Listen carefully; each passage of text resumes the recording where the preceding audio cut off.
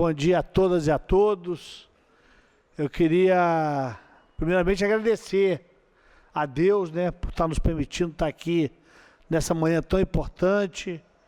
Agradecer a presença de todos vocês. É um momento importante para nós, comemorando 2 anos de Frente Parlamentar de Doenças Raras. Então eu fico muito feliz e honrado de estar podendo presidir essa sessão solene em comemoração a 2 anos da Frente Parlamentar.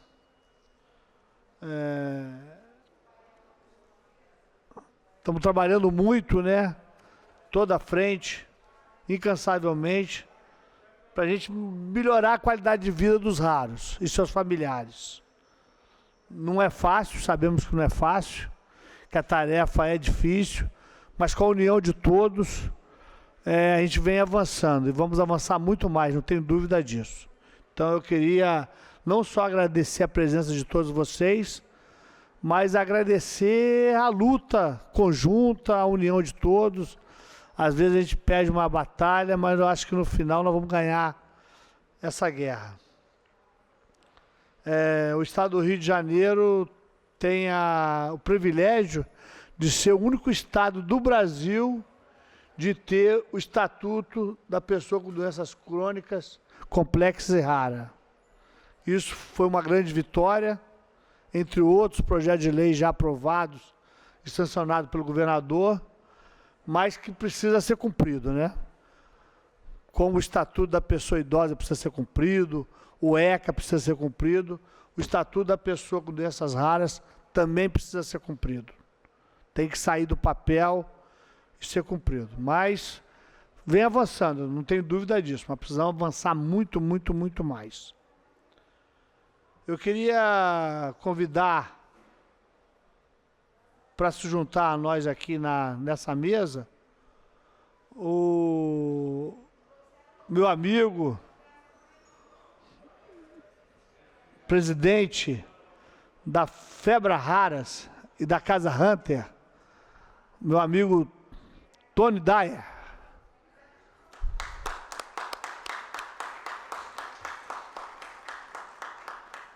Esse homem é difícil sair de São Paulo, hein?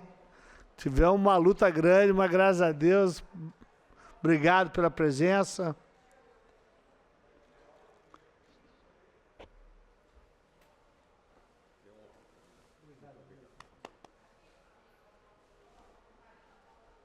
Convidar também o Dr. Jorge Marcondes.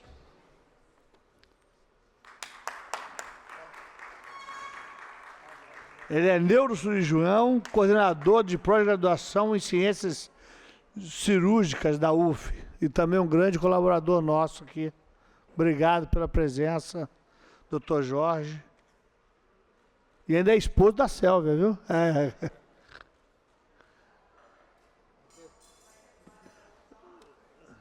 Obrigado. Convidar também a doutora Cláudia Costa, pneumologista e professor titular de pneumologia da UERJ.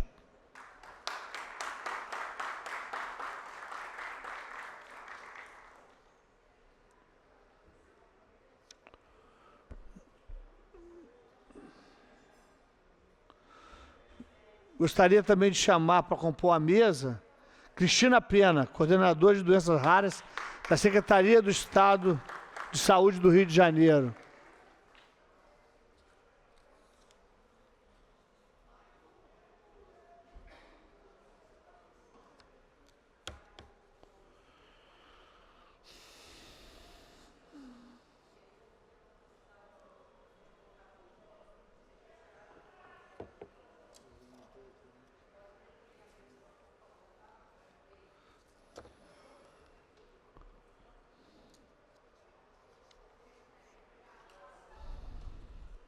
Quero cumprimentar todos vocês novamente.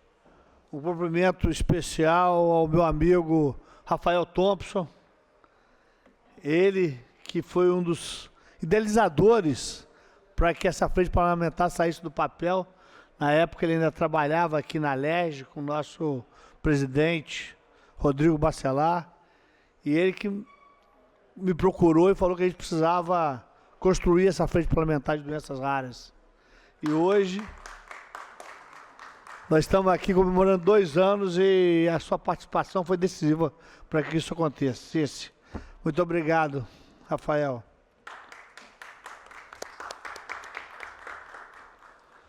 Pessoal, hoje estamos aqui para celebrar os 2 anos da Frente Parlamentar de Doenças Raras da Alerj.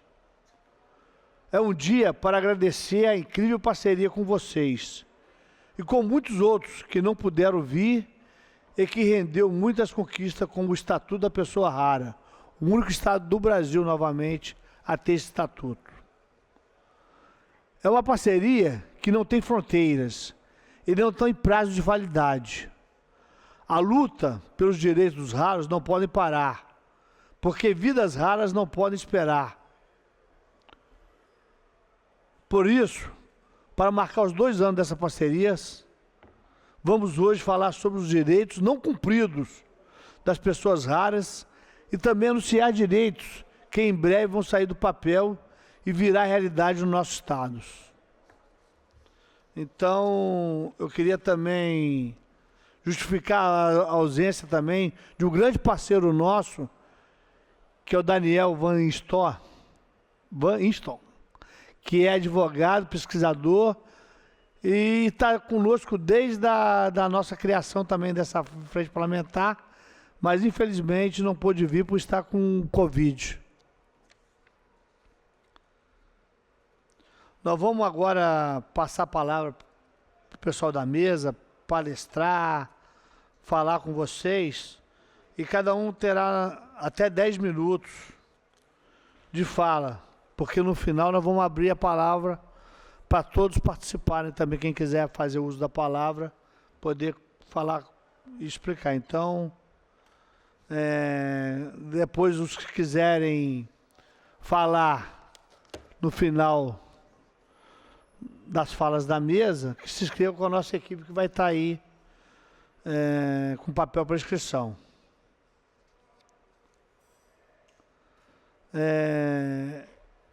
Queria aproveitar e agradecer a presença da Suzane Mesquita, subsecretária de Saúde de Volta Redonda.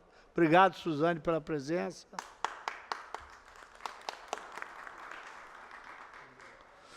Natália Lopes, da Pompe Brasil, obrigado. Felipe Ribeiro, também da Pompe Brasil, obrigado pela presença. Sonisa Vieira, da UFRJ, obrigado.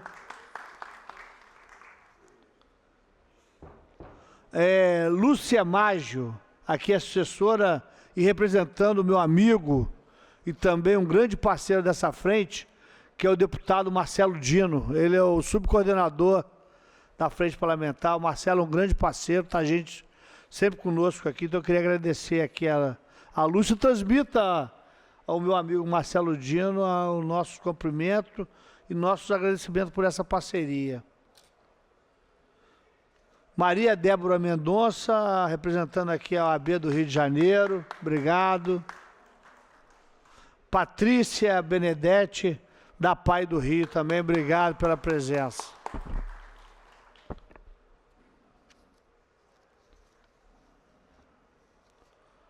Agora eu vou passar a palavra para um grande amigo, Doni Dyer, que vai nos dar um cenário das doenças raras no Brasil. O que nós avançamos no direito à vida dos raros. Bom dia a todos. Quero agradecer meu querido amigo deputado Munir Neto e parabenizá-lo pelo lançamento da Frente Parlamentar, que faz aniversário de 2 anos. Foi um marco muito importante para o Rio de Janeiro, aliás, para o país, porque iniciativas como essas, eles vão dando mais gás, né, para toda a comunidade de raras, vão incentivando mais também congressistas de outros estados a seguir o mesmo caminho. Quero cumprimentar os colegas da mesa, também todos presentes aqui, representantes da indústria, da sociedade civil, médicos. Falar do cenário das doenças raras não precisa de apresentação, porque está no nosso coração dia a dia. Aquilo que a gente faz dia a dia é acompanhar as políticas públicas de saúde, mas especialmente as doenças raras. Claro, nós tivemos muitos avanços nos últimos 10 anos. Desde a Portaria 199 de 2014 até hoje, tivemos avanços na área de regulação, tivemos 4 resoluções específicas na Anvisa 2017, 204, 205, para a priorização do registro e de pesquisa clínica em doenças raras no país. 2018, a resolução 260,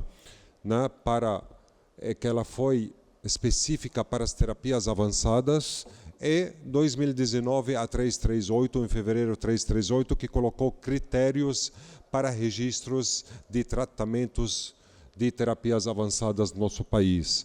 Então, a Anvisa, em 2019, ela começou a fazer parte do grupo seletos das agências reguladoras do mundo chamados ICH ou ICH, que FDA, EMA, todas essas agências mais conhecidas do mundo fazem parte. Então, no que tange a área regulatória, a gente não deve muito para os países de primeiro mundo. Tá? A Anvisa é a porta de acesso, só que após a Anvisa, o que nós temos? Quando a gente tem um produto que chega dos Estados Unidos, da Europa, do Japão, ele passa por aprovação regulatória na Anvisa, depois chega para a CEMED, que faz parte a CEMED dentro da agência da Anvisa, onde ela estabelece o preço que será definido para o país. E nacionalização do preço. Porque se você importa medicamento, ele vem na moeda estrangeira com preço que é aplicado nos Estados Unidos ou na Europa ou qualquer outro país. Mas quando você faz nacionalização do preço, a agência, a CEMED, ela adota, ela pega o preço mais barato aplicado no mundo inteiro e aplica aqui no Brasil para ter o Brasil sempre ele beneficiado com melhor preço, que é aplicado no mundo. Então, quando é registrado o preço no Brasil, não apenas registrado um preço, registrado com valor mais baixo, quase mais baixo no mundo. Ela pega a referência, o preço mais baixo e aplica aqui no Brasil. Uma vez aplicado o preço, o produto já é brasileiro, nacionalizado, tá? Mas ainda nós não podemos falar que garantimos o acesso. Temos ainda uma vasto tempo entre nacionalização do preço e incorporação. Se a gente pega a Alemanha, entre o registro do produto até incorporação, leva 6 meses. Na Inglaterra, quase 11 meses. No Brasil, mais de 3 anos. De 121 produtos registrados na Anvisa para doenças raras, temos apenas 25 incorporados. Então, nós estamos falando de 20%. Só que esses produtos registrados na Anvisa, mais de 80% são droga órfã. O que significa isso? Que não tem nenhuma outra alternativa terapêutica para aquela doença. Então, nós não podemos considerar que a CONITEC, que é a Comissão de Incorporação Nacional de Novas Tecnologias, ela está agindo de uma forma democrática, porque pelo menos a gente precisa ter 50% desses produtos incorporados para a gente falar estamos numa balança positiva ou numa balança, vamos dizer assim, democrática. Só que falta muito para isso. O maior gargalo que a gente tem ainda para falar de democratização de acesso é realmente a incorporação desses medicamentos no Sistema Único de Saúde. Então, o que estava acontecendo de 10, 20 anos para cá? Aumento de judicialização de saúde. As pessoas que não têm alternativa terapêutica, eles vão para a justiça pedir liminares, E até ano passado, o êxito de sucesso era acima de 80%. A judicialização não é a solução, mas ela estava sendo a única alternativa que os pacientes têm para ter acesso ao tratamento. Porque tratamento para as doenças raras não é questão de luxo, não é questão de escolha, é a questão de viver, de sobreviver. A única alternativa para sobreviver. Ele não tá escolhendo o tipo de fralda, né, ou a marca. Ele está escolhendo o único medicamento que pode salvar a vida. Para agravar a situação nossa, tivemos, ano passado, a decisão do STF, especificamente a nova súmula no tema 6, que restringiu muito o acesso a medicamento. Ele colocou muitas exigências e muitos critérios que dificultam o acesso via judicial. Não vou citar todos aqui, senão a gente vai acabar, minha palestra vai acabar só falando disto, mas eu vou citar para vocês 2 pontos críticos. Um deles, quando ele coloca na mão da Conitec, né, a escolha, a decisão de ceder ou não o tratamento. Então, se chega para o juiz hoje, o juiz precisa tomar decisão se vai ceder liminar ou não para um tipo de medicamento. Ele vai questionar a Conitec. Por que esse medicamento não foi incorporado? Você está a favor ou não? Vocês acham, para essas 80% que a Conitec não incorporou, a Conitec vai dar resposta positiva? Vai falar não. Não incorporei esse produto porque ele não atende, não tem eficácia nem segurança, etc. Por isso não incorporei. Ela não vai falar porque não tem custo efetivo, porque está caro. E com a decisão da Conitec, infelizmente a decisão do juiz vai ser negativa. E isso restringe muito o acesso via judicial, que ainda é a única alternativa, porque nós estamos falando apenas 20% dos medicamentos incorporados. Fora isso, o tema 6, ele exige que a gente tenha dados robustos de pesquisa clínica e ter pesquisa com duplo cego. O que significa isso na prática?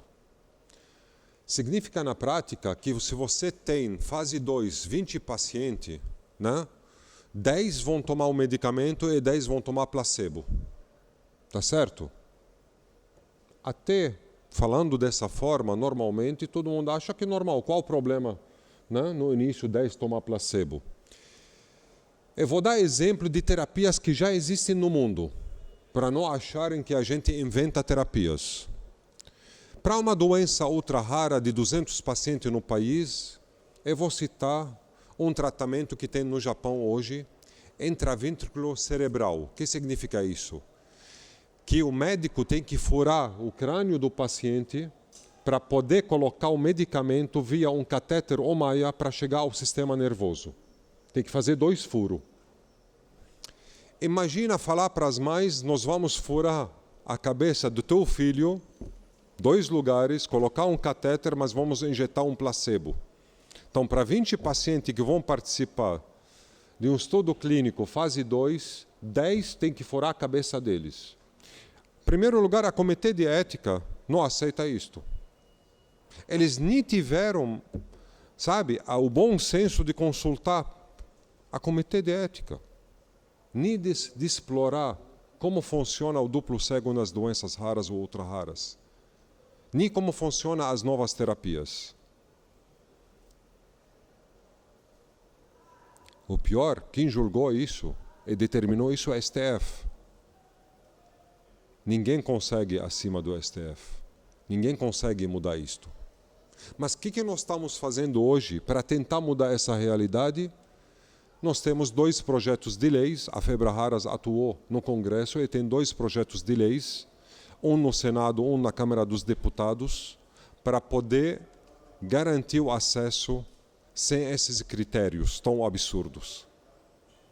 Não está fácil, mas estamos trabalhando para aprovar esses projetos. Quem sabe em 2026 teremos a aprovação de um desses projetos para voltar a estabelecer as regras mais democráticas de acesso, especialmente para as doenças raras e ultra raras. Então a luta vai continuar. Isso foi um retrocesso absurdo, mas nós não podemos parar aqui e falar, não, acabou a luta, nós vamos perder. Não, nós vamos continuar lutando mais e mais e mais para poder vencer essa etapa. Na outra frente, conseguimos, né, aprovar o projeto de lei esse ano que estabelece que a sociedade civil tenha uma cadeira com direito a voto dentro da Conitec. E acabou o Ministério da Saúde de implementar essa cadeira. A Casa Hunter e algumas associações da Febre Raras vão participar das primeiras reuniões agora, né? Porque é onde vai ter uma discussão de 2 doenças raras. É claro que isso foi um marco importante para nós, porque a gente tentou, via discussão, articulação política, convencer a Conitec para ceder essa cadeira, infelizmente não aceitaram. Por isso precisamos de muitos Munir Neto no Congresso, seja estadual, seja nacional, para ter esses projetos de lei que garantem nosso direito ali. Nós vamos ter agora participação efetiva e direito ao voto. É claro que isso não vai resolver todos os problemas dentro da Conitec, mas com certeza vamos conseguir amenizar o impacto negativo das decisões da Conitec. Isso é muito importante para todos nós. Então, nós estamos conseguindo resolver alguns dos gargalos. Outro ponto importante, que em 21 conseguimos aprovar o projeto de lei de expansão do teste do pezinho, de 6 doenças para mais de 50. E agora, com a coordenação de raras, com o Dr. Natan Monsores, ele é muito querido e está muito empenhado em começar a implementação desse projeto. Então, eu acredito que nos próximos 5 anos vamos ter, a nível nacional, a implementação do teste do pezinho. Claro que alguns estados já estão iniciando esse trabalho independente do Ministério da Saúde para implementar o teste do pezinho. Mas me pergunta, Tony, isso é suficiente para a gente resolver o problema das doenças raras no país? Não. Doenças raras são muito mais complicadas. Doenças raras precisam de estruturação de um ecossistema completo. O que significa isso? Precisamos de regulação, precisamos de vontade política, precisamos de Secretaria de Atenção Especial às Doenças Raras, que tenha o próprio orçamento, precisamos de Plano Nacional de Enfrentamento das Doenças Raras e precisamos na ponta, com todo o respeito dos centros de referência que existem hoje no país, mas eles não funcionam para as doenças raras, precisamos de centros adequados que conseguem mudar a jornada do paciente. O paciente morre na fila. Se o average, o média de diagnóstico para um paciente com doença rara no país hoje é de 5 anos e 4 meses, sabendo que 30% de que tem doença genética rara morre antes de 5 anos de idade. Então isso é um absurdo. Esperar 5 anos e 4 meses para fazer o diagnóstico. Nós conseguimos, aqui vou passar dados publicados. A Casa dos Raros todo mundo conhece. Nós inauguramos há 2 anos e meio. A Casa dos Raros conseguiu em 2 anos, atendendo o Rio Grande do Sul Estado, e atender Brasil gratuitamente, encurtar a jornada do paciente de 5 anos e 4 meses de diagnóstico para menos de 82 dias. Fazendo tudo, não apenas diagnóstico. Passar por toda a equipe multiprofissional, de médicos, não médicos, até dentista. 14% precisam de exoma, estamos fazendo exoma. Montar o plano de manejo completo e entregar para o paciente. Igual o carro que sai da concessionária, sai com manual completo. Tudo isso, a gente recebe do Estado R$3.000 por paciente, para fazer tudo isto. Quanto custa o paciente para o sistema público? Não vou falar do privado, que custa 3 vezes mais. Quanto ele custa para o sistema público? A gente conseguiu agora todos os dados e vamos publicar esses dados de custo ano que vem. R$48.000. Sem fazer o diagnóstico. Só esperando na fila para chegar no primeiro especialista. Internação errada, procedimentos errados, às vezes cirurgias, exames errados. Sem chegar no primeiro especialista, ele já gastou R$48.000. Imagina 13 milhões de pessoas no Brasil gastando isto. Nós vamos ter trilhões de dinheiro em economia. Trilhões em economia. Dá para cobrir doenças raras até 2100. Então não falta dinheiro no nosso país. Nós não queremos mais dinheiro, porque hoje o Sistema Único de Saúde gasta muito, atende pouco e com menos qualidade. Nós podemos gastar pouco, atendendo mais e com mais qualidade. Então precisamos mudar o sistema, modernizar o sistema, focar na medicina de precisão, focar na inteligência artificial, trazer dados. Isso que a gente precisa para mudar. Criar centros, tipo Casa dos Raros no país inteiro, que conseguem dar resposta, que conseguem resgatar a dignidade das famílias, sem gerar mais custo, ao contrário, economizando.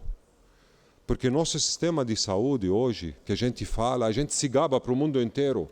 Quando se fala ao Brasil, nós temos o melhor sistema do mundo, universal. Não é verdade?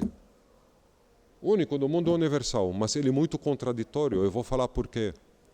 Ele é universal, mas igual uma Ferrari que não tem gasolina. Nós temos uma Ferrari, mas sem gasolina. Por que sem gasolina? Porque de 1 trilhão e 300 bi, mais ou menos, que nós gastamos em saúde no país por ano, o responsável por esse gasto, 65% é o privado e 45% é o público. E se a gente pega os países de OCDE, que o sistema deles não é universal, o investimento de saúde no público é 75%, enquanto o Brasil investe 45%.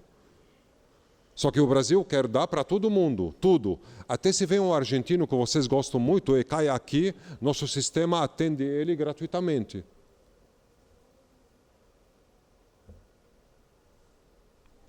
Está super subfinanciado. E a espinha dorsal do sistema de saúde do país é o SUS.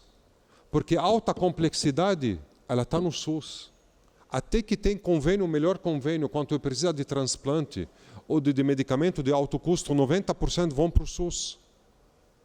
Por isso o nosso sistema é super subfinanciado. Está tudo errado, gente. Além de super subfinanciado, mal gerido, sem falar de corrupção, porque o Brasil não tem corrupção, nenhum. Tem corrupção? Não.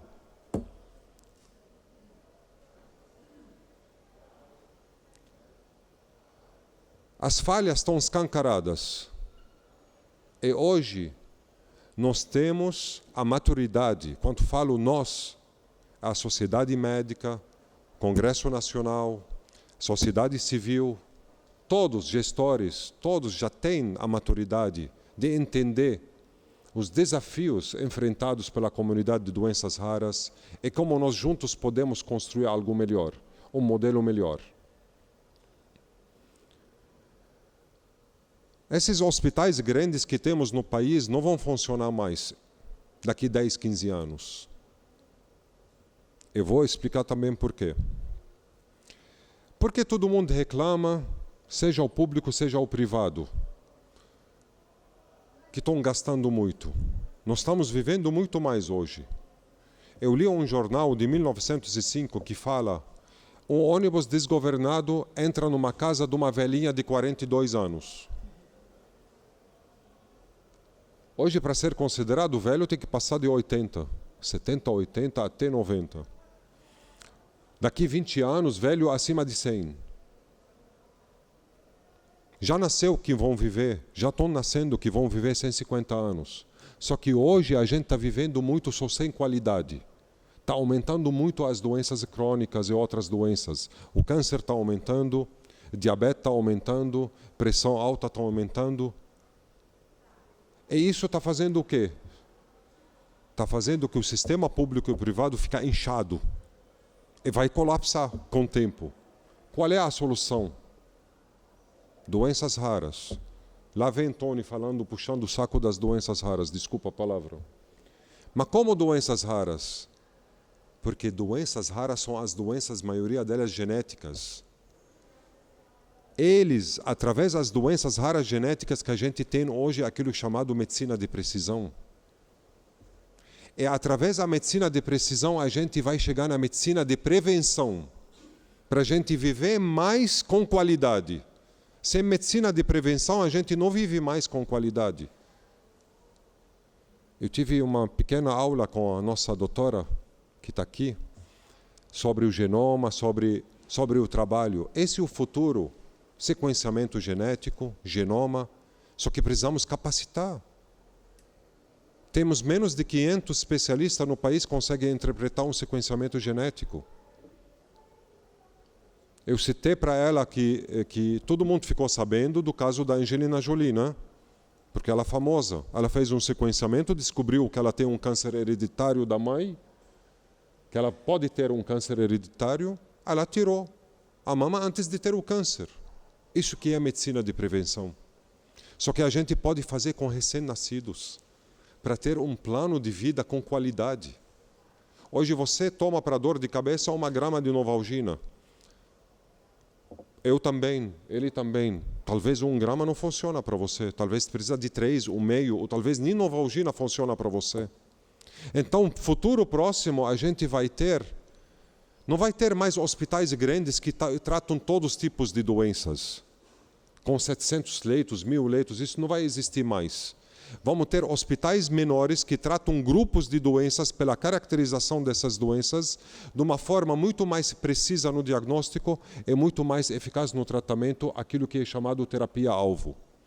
Nós vamos ter também farmácias de manipulação, porque conforme cada mapa de cada genética, você faz tudo fármaco de cada para saber qual medicamento é melhor para ele tomar, qual tipo que ele tem que tomar. Às vezes tem que manipular específico. Isso é o futuro. Por isso, quanto o governo acha que doenças raras são gastos, ele não vai chegar na medicina de futuro, ele vai colapsar o próprio sistema. A Inglaterra já está fazendo genoma para a população inteira. Quanto custa isso? Só que para eles não é custo, isso é investimento. Não vou mais delongar. Então, nós temos muitos desafios para frente. Claro que avançamos numa parte importante, mas precisamos cada vez mais unidos. É aquilo que alguém me perguntou, como a gente faz se o executivo não quer? Falei, o Congresso, projetos de lei. Mas se o projeto de lei ninguém respeita, vai para o Ministério Público para exigir que seja aplicado o projeto de lei. Nós precisamos estar juntos e a nossa garantia é a Casa do Povo. Essa é a nossa garantia que está aqui. Muito obrigado a todos.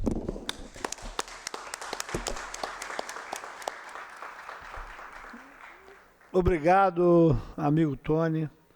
Esteve aqui comigo na abertura, né? Quando nós iniciamos a frente parlamentar, você esteve aqui junto conosco. Esse homem é difícil trazer ele de São Paulo para aqui para participar com a gente. Então eu queria agradecer muito essa agenda que você abriu, por estar aqui conosco na comemoração de 2 anos dessa frente parlamentar. Realmente tudo que você falou é uma realidade.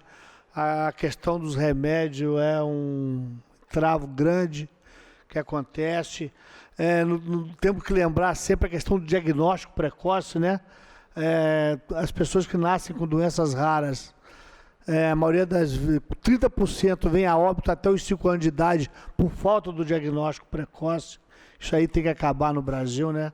O diagnóstico tem que ser igual ele falou, em 22 dias tem que dar esse diagnóstico, porque isso começa o tratamento cedo e economiza dinheiro para o Estado. Então as pessoas têm que ver isso, os nossos gestores têm que saber que tendo diagnóstico, menos dinheiro vai ser gasto. Então a gente fica feliz com a tua presença, agradece e com certeza vamos fazer parcerias, né? Que a gente possa estar avançando aqui no estado do Rio de Janeiro também.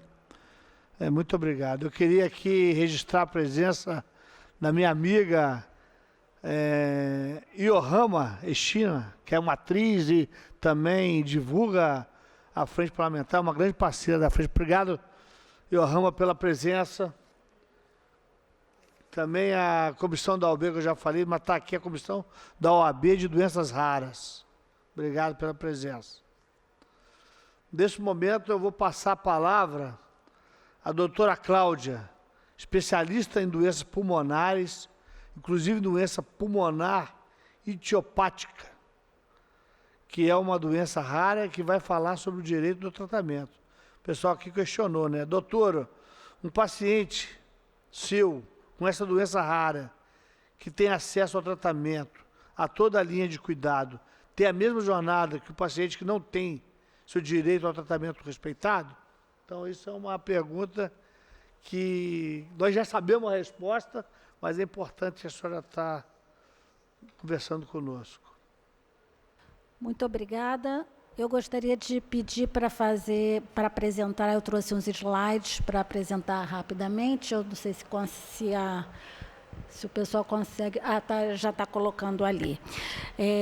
Eu sou professora, trabalho na Universidade do Estado do Rio de Janeiro, e agradeço imensamente, é uma honra estar aqui nessa casa, e parabenizo realmente a frente parlamentar, na pessoa do deputado Munir Neto, por toda essa trajetória com os raros, e cumprimento também os colegas da mesa. Hoje é um dia realmente especial estar aqui, e agradeço a presença de todos.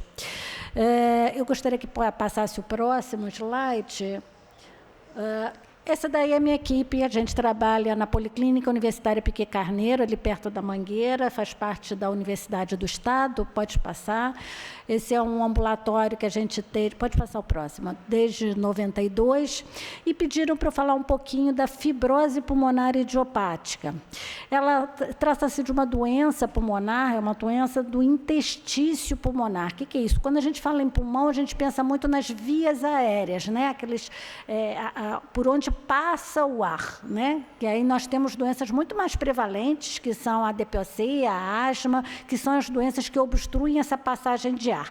Aqui nós estamos falando de uma doença do interstício, é lá no finalzinho daquele tubo de onde passa o ar, chega lá no final, tem onde é feita a troca dos gases, onde entra o oxigênio para o sangue e onde sai o CO2.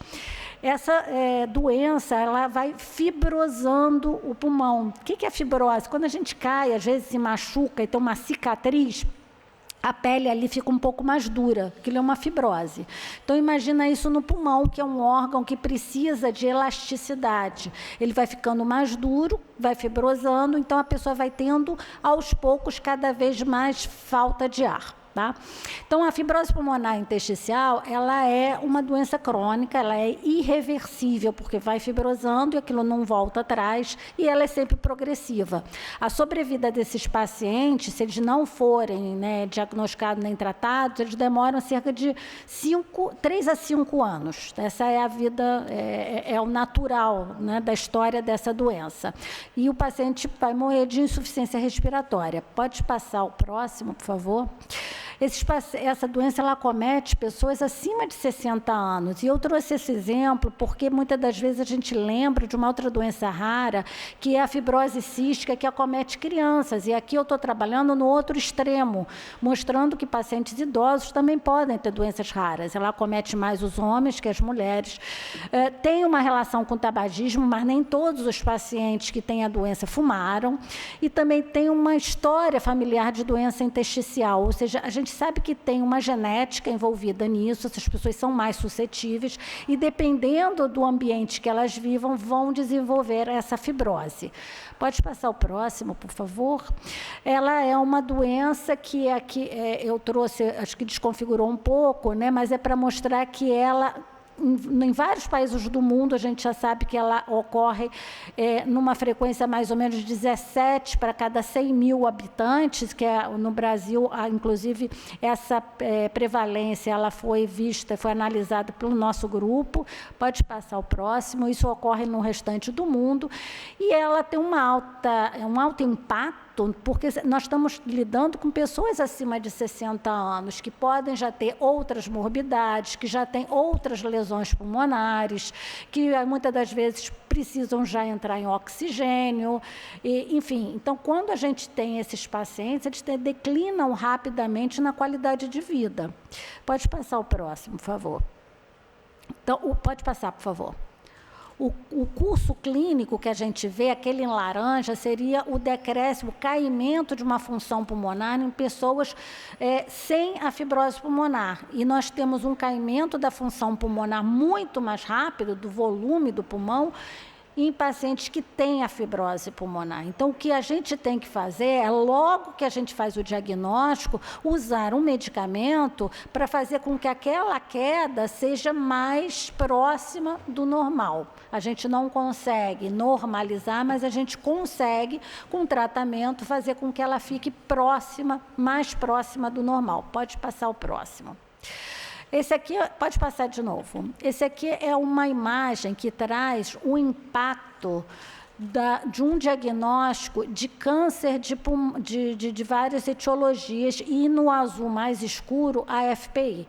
Então, vocês vejam que a sobrevida de um paciente com FPI, ela é mais impactada do que na maioria dos cânceres ali, de leucemia, de linfoma, de câncer de cólon, de câncer de rim.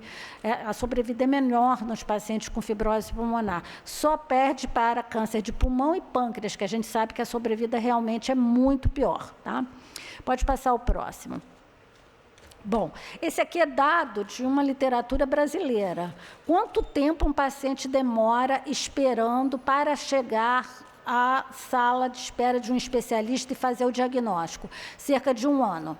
Tá? Cerca de 1 ano.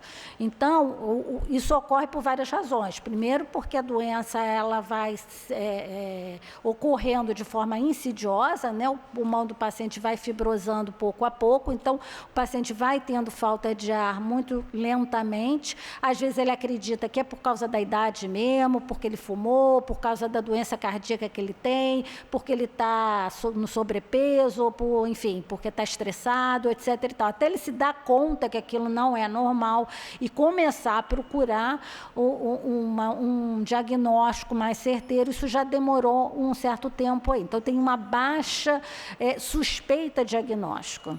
Falta também uma linha de cuidado, porque quando esse paciente procura um médico, ele também vai procurar qual médico, né? Pode passar o próximo. E o próximo, por favor. E o que a gente vê é isso aí. Primeiro, ele começa a procurar vários médicos no serviço público, que seria a atenção primária, que vão dar diagnósticos errados, fazer exames que não precisam, começam tratamento para DPOC ou para asma, ou mesmo para doenças cardíacas. Isso ocorre em 40% dos casos, por exemplo. Isso tudo vai retardando a chegada no especialista. E quando ele chega no especialista, o especialista também tem que fazer uma série de exames ali e começar um tratamento. O tratamento adequado. Pode passar o próximo. O tratamento adequado para essa doença é feito com um medicamento de uma classe chamada antifibrótico, ou seja, ele vai diminuir essa progressão da fibrose. Só existem 2 medicamentos aprovados na Anvisa para o tratamento da fibrose, chama-se pirfenidona e nintedanib. Eles foram aprovados pela Anvisa em 2015. E de lá para cá, nunca foi colocada no acesso público pela Conitec. Passou na Conitec, aquela história não é aprovada. Isso faz 10 anos. Então, nós temos esse tratamento aprovado pela Anvisa, mas os pacientes não têm acesso a ele. Então, aquilo ali são 2 linhas, uma azul clara, mostrando como seria o decaimento mais lento, se o paciente começasse um tratamento rápido. Um tratamento, 6 meses depois, a gente já vê que a função pulmonar cai da mesma forma, mas já de um patamar mais baixo, e eu perdi a linha ali, laranja, né, que seria sem o tratamento, que ele perde quase toda a função pulmonar já em 1 ano. Pode passar o próximo. Ou seja, meses de diagnóstico início. Ali aparece, está vendo? Aquela linha laranja seria sem o tratamento. A gente pega isso de estudos clínicos em que o paciente teve no braço placebo. Então, ele perde aquilo ali, cerca de 200 mililitros no ano. Se ele começa um tratamento antes, ele preserva a função pulmonar de forma mais clara. Pode passar o próximo. Então, o que a gente nota é que, mesmo quando o paciente chega para a gente, ele já perdeu ali 1 ano para chegar no especialista, ele vai demorar mais uns 4 meses fazendo exame e fazendo um diagnóstico certeiro, e aí a gente vai fazer o quê? Entrar na justiça. entrar na justiça para pedir um dos 2 medicamentos. E aí vem aquele questionamento, mas não pode fazer tal tratamento? Não, não pode, o único que tem é esse, tem que ser um dos 2 e tal. E ele vai, a gente consegue ganhar isso na justiça, na maioria das vezes a gente ainda consegue ganhar, mas há um custo que depende na mão de quem cai. Pode demorar 6 meses, pode demorar 1 ano, ou pode o paciente não receber. E nessa doença, se eu já perdi 1 ano para ele chegar para mim, mais um tempo para fazer o diagnóstico, mais outro ano para conseguir o medicamento, se ele perder 2 anos e meio numa sobrevida que ele tem de 3 a 5, mesmo que ele receba o medicamento, ele já vai receber numa qualidade, né, que ele já perdeu a função pulmonar. E aquilo não é recuperado. Então, muitos desses pacientes nem usam, não chegam a fazer o tratamento de forma adequada. Eles vão ficar nos cuidados de suporte com a gente, obviamente, a família toda estressada em volta, porque não é só o paciente que sofre, é a família toda que sofre junto, por falta de uma linha de cuidado que a gente não tem. Pode passar o próximo. Então, o que eu entendo é que se a gente tem um tratamento oportuno, a gente consegue dar mais qualidade de vida, a gente interna menos esses pacientes, eu vou ter um espaçamento aí de um tempo em que o paciente pode ter uma sobrevida com uma qualidade de vida muito boa. Imagina se um paciente eu pego no início, ele tem lá em média 5 anos de sobrevida e eu dou um antifibrótico para ele logo no começo, como a gente teve casos que a gente ocorreu, eu dobro essa expectativa de vida, vai para 10 anos de sobrevida, né? Porque se ele estava em 5, ele vai para 10, e ele se mantém numa qualidade de vida durante muito mais tempo. Eu perdi este ano um paciente que a gente conseguiu fazer o tratamento rápido e a gente conseguiu um remédio muito rápido para ele. A gente conseguiu uma medicação para ele em 2015, ele faleceu este ano, em 2025, e ele não faleceu de FPI, ele faleceu de um câncer de pulmão. Então, assim, ele viajava até o ano passado, dirigia o carro, fazia as coisas, entendeu? Então, é uma realidade que eu posso mudar completamente se eu tenho acesso a um tratamento adequado. Pode passar o próximo. Então, as mensagens, pode passar, são 4 quadrinhos que vão aparecer aí, pode passar os 4. Existem as doenças raras pulmonares e elas não ficam só no âmbito das crianças, né? O diagnóstico, muitas das vezes, ele é difícil, a gente precisa que o paciente chegue no especialista para que esse diagnóstico seja feito. No caso da fibrose pulmonar, existe tratamento, existem 2 antifibróticos e já estão chegando novos tratamentos aí. Então, eu fico pensando, quando esses novos tratamentos chegarem, então, o que vai acontecer, né? Ainda vai ter mais tratamento que vai ser aprovado pela Anvisa e os pacientes vão continuar sem acesso a um tratamento que já existe há 10 anos aí. Então, o acesso ao tratamento, ao diagnóstico correto, ele tem um impacto muito grande, não só na vida do paciente, mas tem um impacto social e tem um impacto financeiro também para toda a sociedade.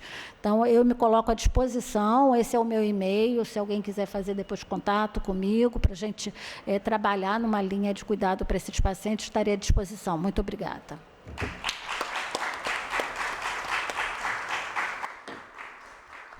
Obrigado, doutora Cláudia. Obrigado mesmo pela presença, pela palestra. Para nós é uma honra tê-la conosco. Nesse momento agora, vou passar a palavra ao doutor Jorge.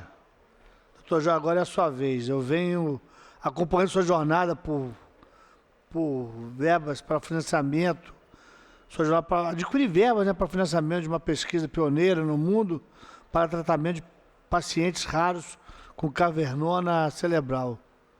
Doutor Jorge, o direito dos raros, a pesquisa, está sendo cumprido? Como está a sua pesquisa? Pode passar, pode colocar para mim os slides?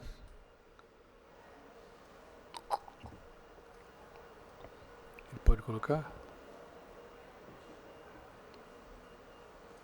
Pode colocar minha apresentação? Não, mas... Mais acima, por favor. Não.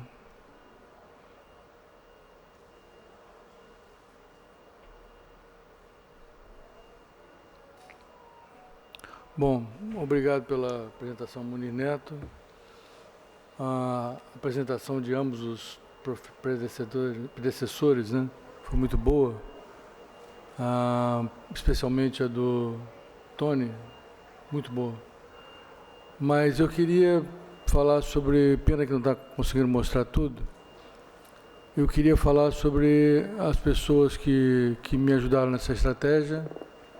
A estratégia, ela continua vingando, continua apresentada, mas a doutora Sonise e o grupo da equipe médica que faz esse tratamento, equipe pré-clínica também, é muito interessante dividi-los com eles o prêmio, porque eles foram muito importantes nessa apresentação. Vai conseguir? Não tem importância.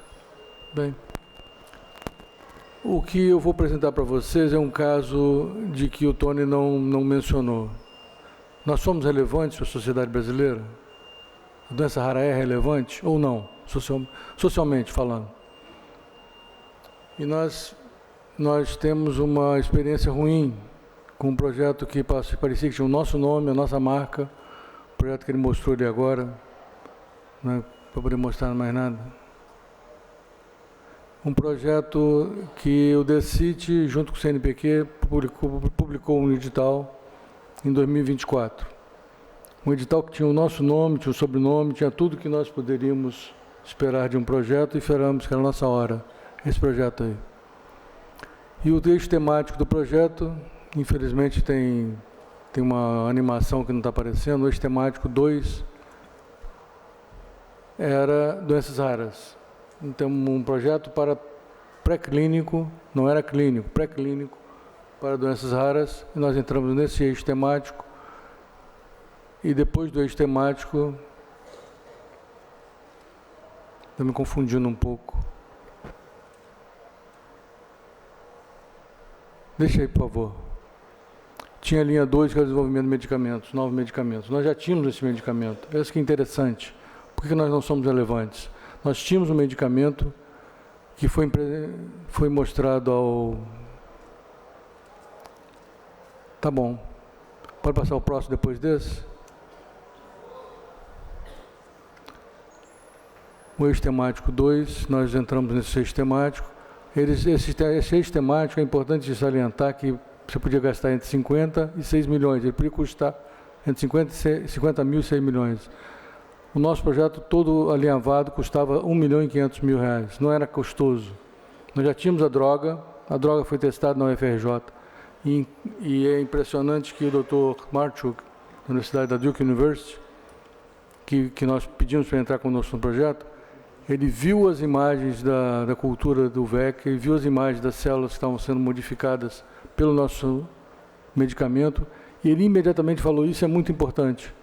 Eu vou entrar, ele era o único cientista do mundo que tem um animal transgênico específico para estudar cavernomas, para estudar uma doença com medicação específica. Ele transformou o ratinho transgênico, o ratinho com modulação transgênica, ou seja, com manipulação genótipo dele. O ratinho tinha doença humana, esses ratos não nascem com cavernoma cerebral. Esse rato tinha, e ele era o único do mundo que tinha esse rato. Ele olhou para nossas células em cultura e falou, eu vou entrar com vocês, vou mandar o rato de graça para o Brasil, para o UFRJ, e vou mandar toda a cultura, toda a informação, e eu quero participar do projeto. Caso vocês tenham dúvidas, vocês vão falar comigo. Nós fizemos então um projeto. Pode passar. Essa é a submissão do projeto, apenas R$1.500.000. Esse é o recibo do CNPq, pode passar? Sempre lembrando que era um projeto, um edital, que nós estamos submetendo, isso é um edital, que era do CNPq e do DECIT. O CNPq avaliava a qualidade técnica do projeto. O DECIT avaliava a relevância social do projeto. Pode passar. Essa é a carta do Dr. Marchuk, que vocês não vão poder ler, endereçada a mim, pode passar. E essa assinatura do Dr. Marchuk, da Connie Lee, através da Connie Lee e da Selva, nessa área brasileira, da Aliança Cavernoma Brasil, ela falou com a Aliança Cavernoma Americana e eles fizeram contato com o diretor do Centro de Pesquisas Gênicas da Duke University, Dr. Marchuk, que tinha esses ratos. Ela sabia que ele tinha. Então ele mandou essa carta dizendo que forneceria os ratos de graça para nós, se nós conseguíssemos ganhar um projeto. Era tudo que um projeto pré-clínico precisava, de um rato transgênico e de medicação. Nós íamos testar a medicação, metade dos ratos receberia, metade não receberia. Pode passar. Esse é o cérebro do rato na linha P21 em cima, é o rato antigo. P45 é o rato crônico, que tem cérebro coalhado de cavernomas vermelhos. E esse era o rato especial para nós. Era o rato que nós podíamos usar o nosso medicamento, e ele percebeu isso. Ele disse, eu vou mandar para você o rato de graça. É o único o único laboratório do mundo que vai receber esses animais de graça são vocês. Pode passar.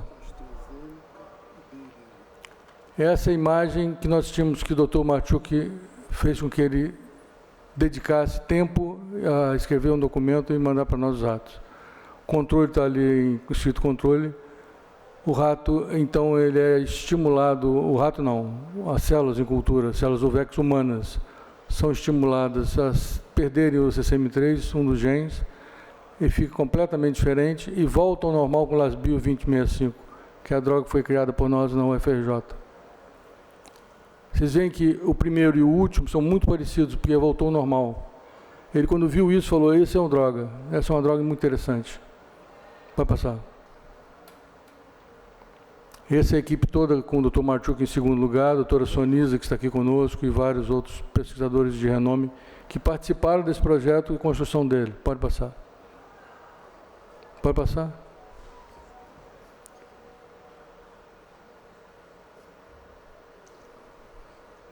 Eu quero dizer a vocês por que eu queria mostrar a vocês. Não, isso aí não.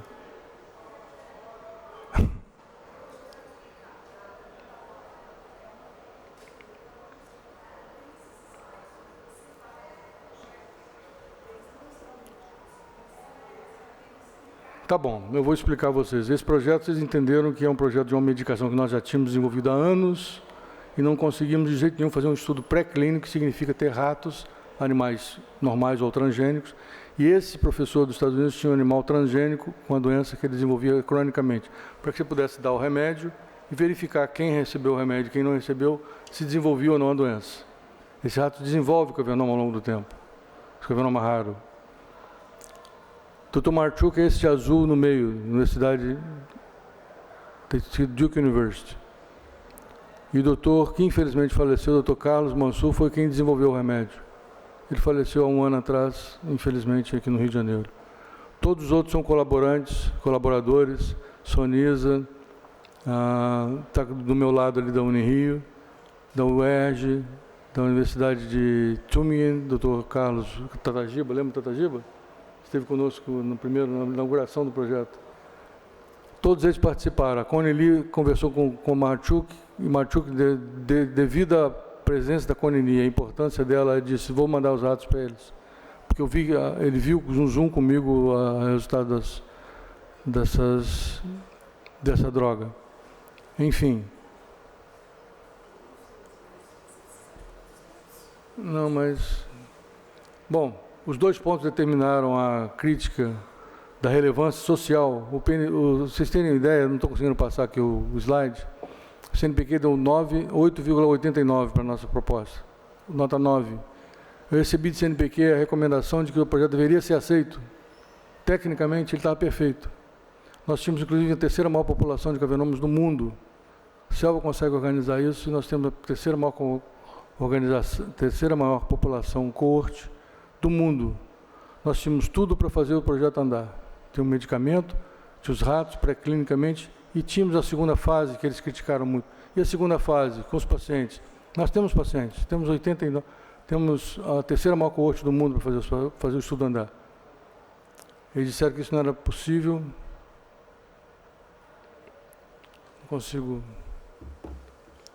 Eles disseram que não era possível e que, embora o CNPq recomendasse o projeto e te desse nota 8,89, nota 9 para nós, eu não sei se algum outro projeto desse concurso teve ratos transgênicos, teve animais transgênicos submetidos, mas nós fomos aqui honrados com nota 5 da relevância social, o que inviabilizou o projeto. 800 mil pessoas no Brasil têm essa doença no cérebro, e tem epilepsia, tem hemorragia por cavernoma, como o Tony falou, custam muito ao SUS, eles poderiam não ter hemorragia, não ter epilepsia, se identificassem logo na ressonância a sua doença e tomassem o tal remédio. Não sei se esse remédio funcionaria. Não tem como saber. Funcionou muito bem, visto ao ponto do maior cientista do mundo, o Dr. Marchuk, dizer, vou mandar para o seu raio transgênico, que isso é muito interessante.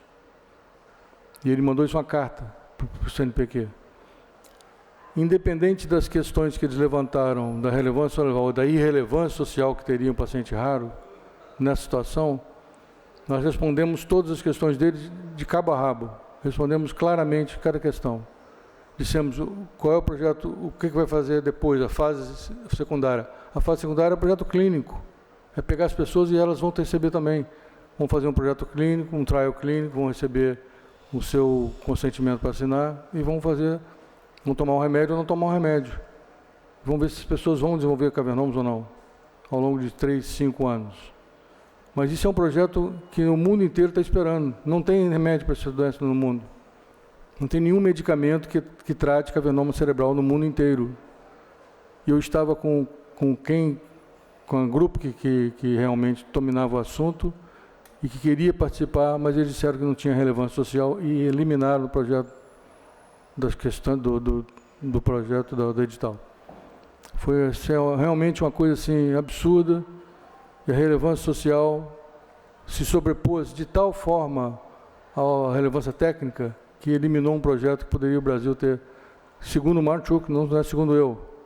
Marchuk disse que seria uma coisa importante e relevante para o mundo inteiro, na doença. Foi isso. Obrigado, amigo. Tchau. Doutor Jorge, é mais falta de investimento, né, Tony? Porque investe um valor onde você vai salvar vidas e vai economizar dinheiro também logo na frente. Então a gente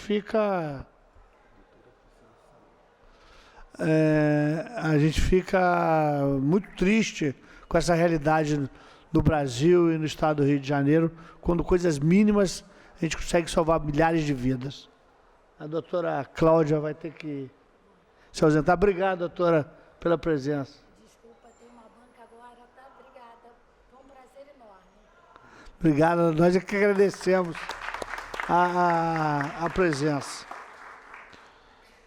Antes de passar a palavra para a Cristina Pena, aqui representando o Estado do Rio de Janeiro, a Secretaria de Saúde, gostaria de passar o vídeo, que é uma prestação de contas bem resumida de algumas coisas que a Frente Rara fez nesses 2 anos. Por favor, o vídeo. Meus amigos e amigas, estou muito feliz. Conseguimos aprovar o Estatuto da Pessoa com Doenças Raras.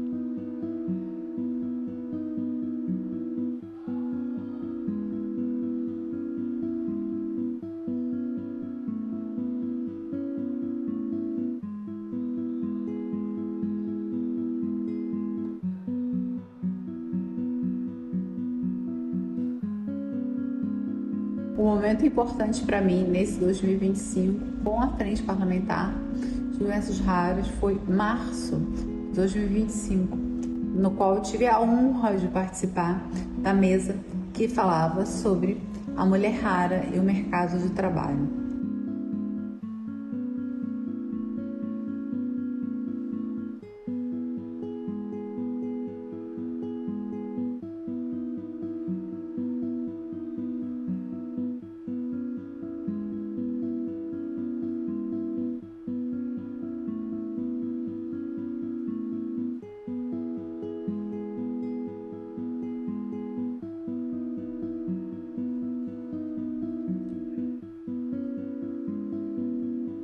Eu senti que pela primeira vez a minha voz estava sendo ouvida.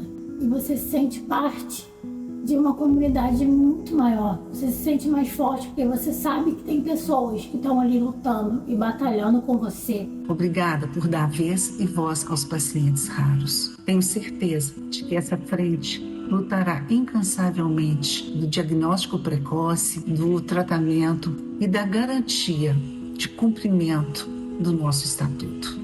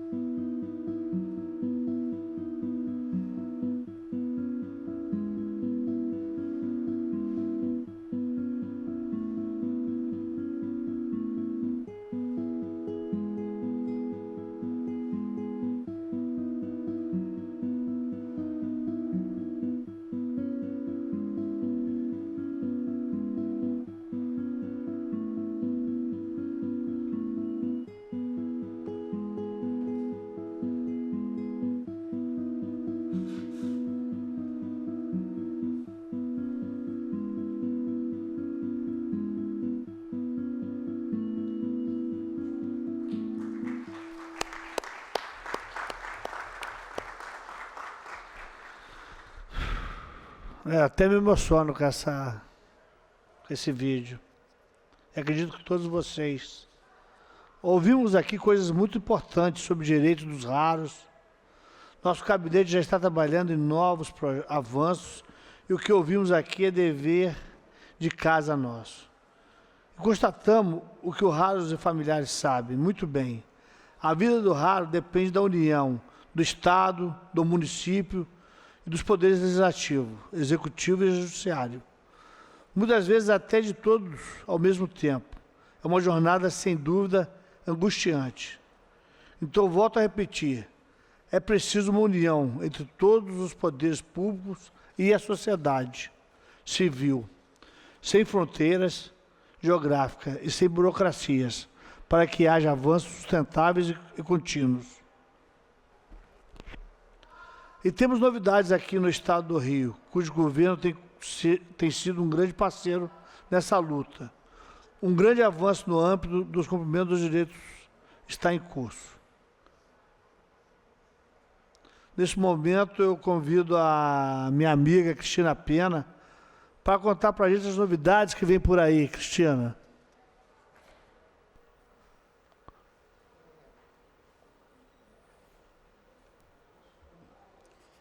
Bom dia a todos. Quero cumprimentar aqui a mesa, o doutor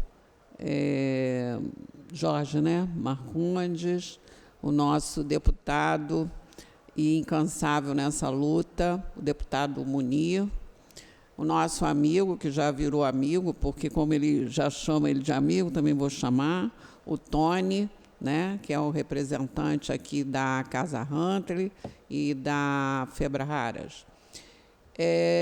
Agradecer aqui a presença de secretários, que eu sei que tem secretários aqui presentes, né? Os presidentes de associações, as pessoas com doenças raras e todos os convidados. Ficou difícil para mim aqui a última fala, mas eu vou procurar mostrar para vocês algumas questões do estado do Rio de Janeiro. O Tony colocou bem aqui na sua fala, na sua palestra, porque ele faz um panorama do que está, como está as doenças raras no Brasil. Então, ele fez um panorama nacional, ele cita aqui, eu vou reportar também, a portaria 199, que foi de 2014, então ela já tem mais de 10 anos, que é a que cria as diretrizes de atenção às pessoas com doenças raras. E várias portarias ele citou aqui também. Bom, falando do estado do Rio de Janeiro, o estado do Rio de Janeiro, eu creio que ele vem avançando, sim, nessa pauta. O Brasil inteiro, né, passa por problemas, inclusive o Ministério da Saúde, problemas que eu digo são as políticas públicas voltadas para as pessoas raras. Então, o Rio de Janeiro, em 2018, 2018, ele cria o primeiro Comitê de Defesa dos Direitos Humanos das Pessoas com Doenças Raras. Esse comitê funciona, eu sou membro do comitê, ele funciona como se fosse um conselho. E é lá onde que nós fazemos os debates sobre as políticas públicas para as pessoas com doenças raras. Eu vou para a Secretaria de Saúde, onde se criou essa coordenadoria de doenças raras, que tem apenas 2 anos. Nós temos também uma coordenadoria de doenças raras no Direitos Humanos, e vem essa frente parlamentar, que também, completando aí os seus 2 anos, que aqui o mais importante é essa Lei 10.315, onde cria o Estatuto da Pessoa com Doenças Raras, que é a lei maior. Pela Secretaria de Saúde, nós já recebemos aqui desta casa 32 leis, mas eu creio, deputado Munir, que a lei maior, ela já diz, né, o que se deve ser feito, quais são esses direitos, o que deve ser cumprida. Então, eu sempre cito, nos meus despachos, o Estatuto da Pessoa com Doença Rara.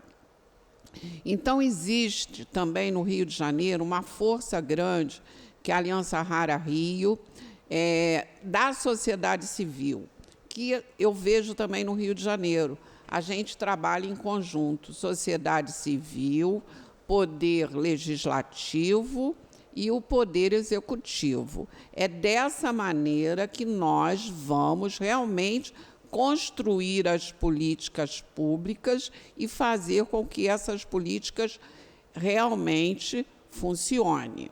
Sobre a Secretaria de Saúde, que trabalho nós estamos fazendo? Eu esqueci, mas eu não posso deixar de falar que eu vim representando a doutora Cláudia, que manda um abraço para todos, inclusive para o nosso deputado, que é nosso parceiro. Na Secretaria de Saúde, a coordenação, nós já estamos trabalhando há meses, foram mais de 10 reuniões, construindo um sistema, que é o SINDRAS, Sistema de Notificação para Pessoas com Síndromes e Doenças Raras. Esse sistema deve entrar em funcionamento até janeiro, porque o primeiro passo, depois das reuniões, nós já temos indicação de 2 pessoas de cada município, dos 92 municípios. Nós já estamos fazendo reuniões que nós chamamos de jornada de doenças raras. Então, essas jornadas estão acontecendo. Porque o Tony falou aqui, mas eu vejo que a fala dele foi uma fala geral dessas políticas, que é um trabalho de conscientização, não é isso, Tony? Conscientização, tanto da sociedade quanto do poder público. E o gestor público, ele tem que estar sensível à causa. Nós aqui, que fazendo parte desta mesa, com certeza, nós somos raros, porque a gente luta pelas pessoas com doenças raras. Eu não tenho ninguém na minha família, mas posso ter um dia. A gente está vendo que com 60 anos, até os adultos, né, 28 anos, aparecem doenças raras. A gente tem na Secretaria de Saúde alguns funcionários com os filhos aparecendo com sintomas e sendo diagnosticado com doença rara. Então, esse sistema, o objetivo é esse banco de dados, porque o Brasil inteiro tem uma dificuldade. Eu vejo o professor Natan, também, que é o nosso coordenador no Ministério da Saúde, ele está como pauta também a criação desse banco de dados, que é necessário. Nós precisamos saber quem são, quantos são, onde estão, quais as doenças mais prevalentes que nós temos no nosso estado e no Brasil. Como as doenças raras, 80% delas são genéticas, né, e 20% não genéticas, mas existe 8.000 tipos de doenças raras. Pode existir até mais. Se fala em 13 milhões de brasileiros com doença rara, Tudo isso ainda, a gente escuta falar há muitos anos, né, Tony, desses números. Então, isso tudo pode ter mudado. A gente vê alguns estados se destacando, né, São Paulo, Paraná, Rio Grande do Sul, Espírito Santo, Rio de Janeiro. Então, sobre o nosso trabalho, o primeiro passo é esse diagnóstico do nosso estado. Nós precisamos saber quem são esses pacientes. Nós estamos cuidando, existem os tratamentos, mas um entrave é o diagnóstico. E eu sinto muita falta quando a gente faz eventos, congressos, seminários, a gente tem que mobilizar os acadêmicos, a gente tem que trazer médicos para ouvir sobre as doenças raras. Porque eu vou dar um exemplo aqui, eu tenho um vizinho, ele estuda medicina, eu vi crescer, e eu, no elevador, perguntei, você conhece doenças raras? Já ouviu falar? Não, tia, nunca ouvi falar. É assim, não é ele só, não. A gente tem essa dificuldade com os profissionais, e eu acho muito complicado dizer assim, capacitar médicos. Eu acho que nós vamos despertar, assim, com os congressos e seminários, conscientização, e eles mesmos buscarem. Porque em vários consultórios, às vezes, eu converso com meus médicos e eles também não conhecem, não sabem.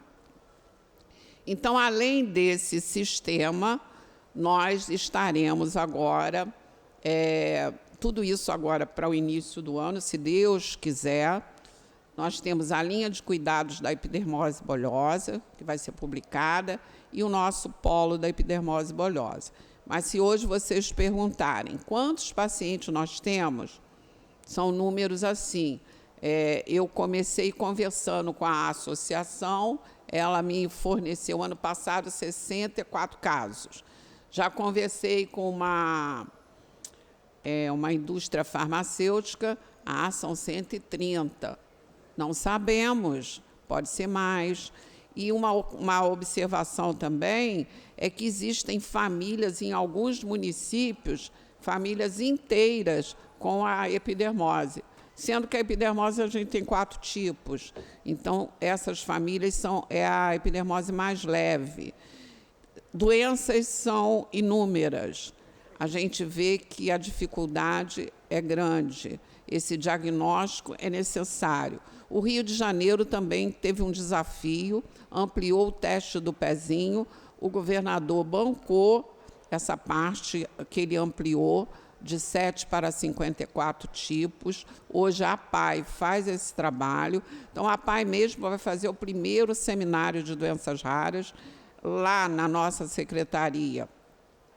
A gente faz um trabalho de conscientização, tanto com os funcionários, quanto com os municípios, fazendo os seminários, fazendo esses encontros. Eu tenho grupos de WhatsApp, que eu não posso ter medo, nem receio, porque muitas das vezes eles vêm com uma dificuldade que eu também tenho, mas é essa busca que nós estamos fazendo, de organizar essa linha de cuidados, para que a gente possa ter respostas. Qual o hospital que trata? Porque o próprio hospital, às vezes, diz que não trata. Eu já tive essa experiência. Eu sei que trata e ele responde que não. Então, ele deve passar por isso. Então, gente, essa linha de cuidados é para 8 mil doenças, não sei, isso é meio que impraticável, porque nem o Ministério da Saúde. Mas o que a gente pode fazer? A organização dessa linha de cuidados. Eu saber que doenças, aonde o meu paciente está sendo tratado, onde ele pode ser tratado. Nós temos aqui centros de referência. Temos o IFF, agora o IPPMG se tornou, ano passado, um centro de referência, e agora nós temos o IED, que é o nosso Hospital Estadual de Endocrinologia, que se tornou um serviço. E vários outros hospitais, eles estão buscando a virar centro de referência. Mas eu vou citar aqui, que eu falei para o Tony, que eu acompanho os congressos dele, gosto muito, alto nível, excelente os congressos, que eu me lembro, acho que alguém falou, tem uma fala que todos os hospitais universitários, eles têm uma capacidade enorme, os hospitais de grande porte, de tratar a doença rara. Você já pensou, todo mundo tem que virar centro de referência? Não tem como, o próprio Ministério não vai suportar, porque virar centro de referência envolve recurso, mas nós temos hospitais excelentes, profissionais excelentes, tratando doenças raras. Só que a doença rara, ela não necessita de apenas um especialista.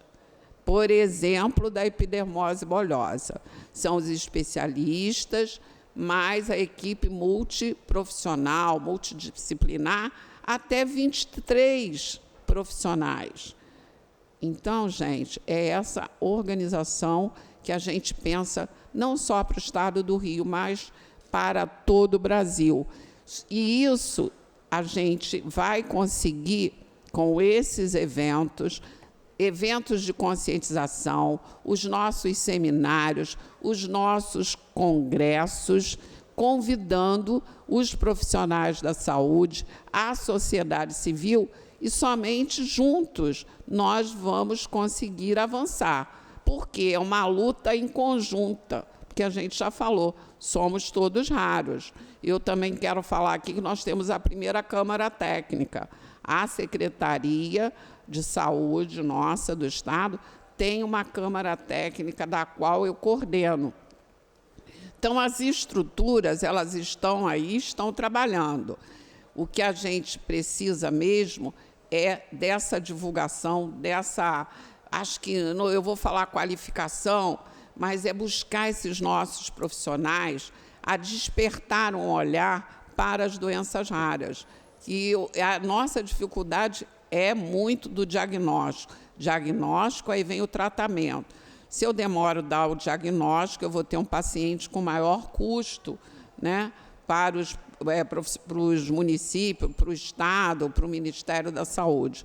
Então, é importante esse tipo de evento. Parabenizar mais uma vez aqui o Munir, porque eu sempre venho nos eventos, né, Munir? Eu dou um jeito, eu tenho agora que sair também, que eu vou visitar o IASERJ, que o IASERJ vai ser esse nosso polo da epidermose bulhosa, e dizer que a luta nossa continua e que nós estamos juntos, Poder Executivo, sociedade civil e o Poder Legislativo, porque é assim que nós vamos atingir as políticas públicas voltadas para as pessoas com doenças raras. Eu quero aqui entregar um mimo ao nosso deputado, que é da nossa coordenadoria, estamos no final do ano, né? Vou passar as mãos dele aqui.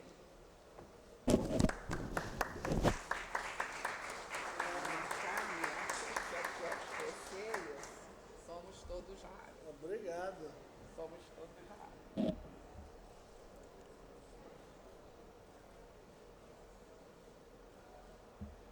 Eu vou quebrar um pouquinho o protocolo.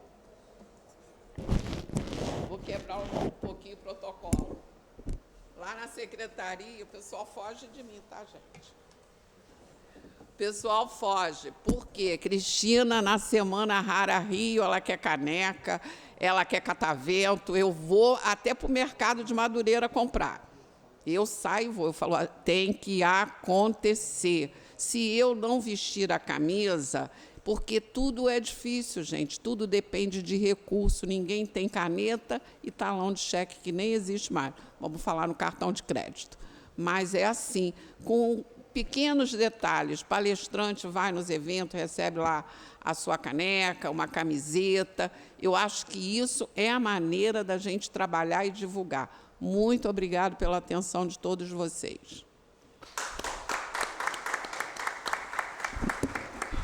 Obrigado, Cristina. A gente fica feliz com a tua presença. Nós temos no Estado do Rio de Janeiro um deputado federal que já foi secretário de Saúde, que tem um olhar muito sensível às doenças raras, que é meu amigo, o deputado federal, doutor Luizinho. mas precisamos que o Brasil avance, mas nós estamos preocupados com o Estado do Rio de Janeiro. Então, a gente precisa que a Secretaria de Saúde do Rio, não só você, mas toda a Secretaria, tenha um olhar diferenciado e dê vez e voz aos raros realmente, né? A gente precisa avançar muito e fazer com o Estatuto da pessoa com doenças crônicas, complexas e raras, que é o único estado do Brasil que tem esse estatuto, que ele seja cumprido. É isso que as pessoas que estão aqui querem e cobram e pensam e trabalham para que isso aconteça. Entendeu? Eu queria realmente pedir que se eleve a doutora Cláudia e a todos os gestores da saúde do Rio de Janeiro, que a gente faça cumprir o estatuto da pessoa com doença rara. A gente sabe que o Estado está trabalhando para isso, mas a gente precisa ser mais rápido. Estava conversando há pouco com o Rafael Thompson, que uma lei do Gui, que foi há um ano atrás, se comemorou que ela ia sair do papel, até hoje não foi regulamentada. Então a gente precisa que as coisas aconteçam com mais rapidez. A gente está preocupado com todo o Brasil, mas a nossa frente aqui tem um olhar realmente para o Estado do Rio de Janeiro. Então, eu faço até base do governo do Estado, sou amigo pessoal do governador Cláudio Castro, da Cláudia, do doutor Luizinho, mas os raros não podem esperar. Precisam ter vez, voz e que as coisas aconteçam com mais rapidez. Transmita nossos agradecimentos à Secretaria de Saúde, que está fazendo o esforço, mas ainda é pouco para o que a gente precisa e que tem que as coisas acontecerem com mais rapidez. Eu estou transmitindo aqui, as minhas palavras são as palavras que eu tenho certeza de todos aqui presentes e dos raros que não puderam vir, mas queriam dizer isso, que a gente precisa fazer mais e mais e mais, porque a gente tem uma preocupação em todo o Brasil, a gente agradece a presença do Tony, vamos querer fazer parcerias com ele aqui no Estado do Rio de Janeiro, trouxe a minha subsecretária de Volta Redonda para a gente tentar fazer parcerias no Sul Fluminense e tal, mas o que o Estado do Rio de Janeiro, os raros do Estado do Rio de Janeiro clamam pela rapidez que as coisas aconteçam aqui no Estado. Eu estou aqui transmitindo o pensamento de todos, eu não tenho dúvida alguma, entendeu? Eu não estou aqui falando de política, eu estou aqui falando de vidas. Esse é o nosso grande desejo. Cristina Pena, por favor, transmita à nossa secretária, ao governador, ao doutor Luizinho, que o raro não pode mais esperar, que o diagnóstico precoce tem que acontecer, que os remédios têm que chegar às pessoas que precisam, que o tratamento, as pesquisas têm que ser feitas e que são verbas que você no futuro vai estar economizando. Então eu queria realmente deixar, não o meu recado, mas o recado, eu acredito, de todos os raros e familiares. Muito obrigado. Queria agradecer a parceria dos laboratórios Roche, AstraZeneca, a Behring, por estar nos ajudando e sendo parceiro em várias ações, inclusive tudo que é solicitado a eles estão com a gente aqui. Então, muito obrigado pela parceria. Queria registrar a presença da Heloísa, aqui presente, vice-presidente do CREF, do Conselho de Educação Física do Estado do Rio de Janeiro, que também é uma defensora das políticas públicas para doenças raras. Nós tínhamos mais algumas coisas para estar falando aqui, mas pelo adiantar da hora, preferimos, nesse momento, abrir a palavra a vocês que vieram aqui prestigiar e que queiram fazer uso da palavra. Nosso tempo não está muito longo, mas darei 3 minutos para cada um que queira fazer uso da palavra. Já teve inscrição?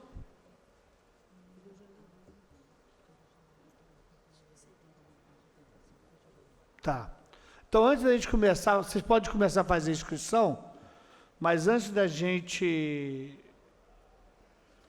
passar a palavra ao público, a frente quer prestar uma singela homenagem a um grande homem, grande médico, grande parceiro nosso.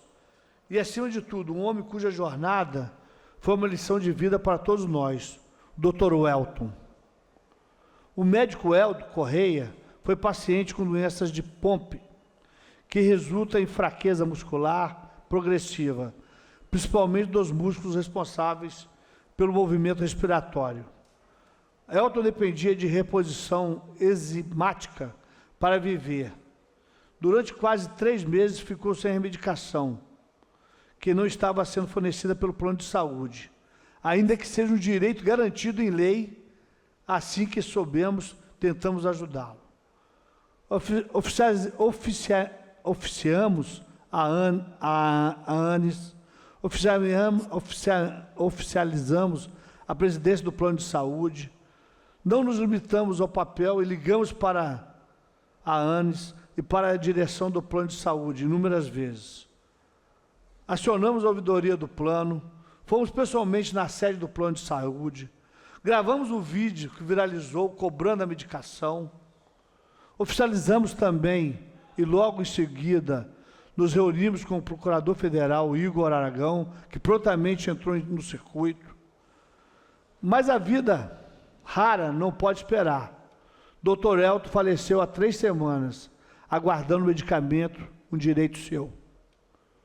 Não tem palavra que expresse o que sentimos. Impotência é pouco. Essa situação não pode continuar. Me reuni semana passada com a deputada federal Laura Carneiro e outros apoio, entre eles o Dr. Luizinho, que estão sendo procurados no âmbito federal para nos ajudar. Agora eu queria passar o vídeo, em homenagem ao nosso amigo, nosso guerreiro, Dr. Elton. Por favor, o vídeo do Dr. Elton.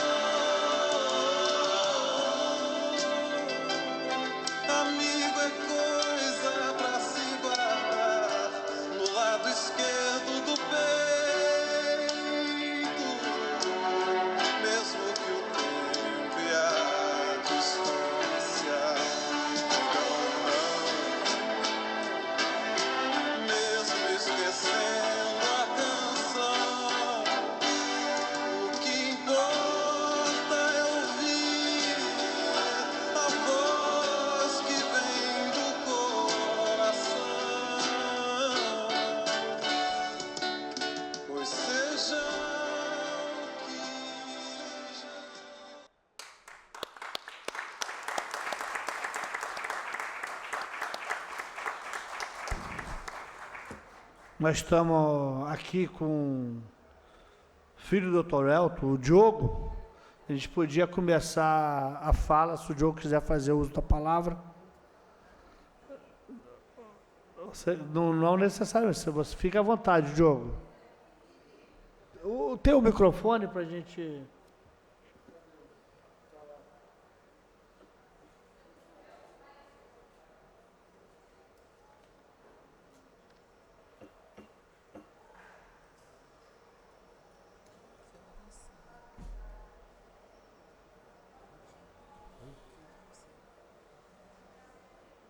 11h40. Lembrando que quando a gente encerrar aqui, nós vamos estar servindo um coquetel aqui em cima, viu, gente? Então,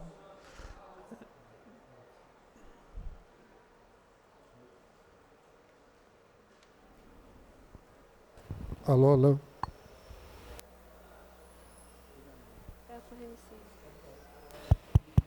Alô, oi.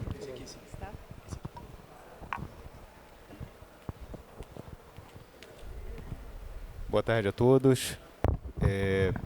Eu não tenho muito a acrescentar, eu só quero agradecer em nome da família e dos amigos a homenagem dessa casa ao meu pai. E é isso. obrigado, amigo. Não tenha dúvida que o Dr. Elton foi um grande parceiro, um grande amigo, um grande guerreiro e que ajudou muito a construção dessa frente parlamentar. Então a gente deve muito a ele e nossos sinceros sentimentos.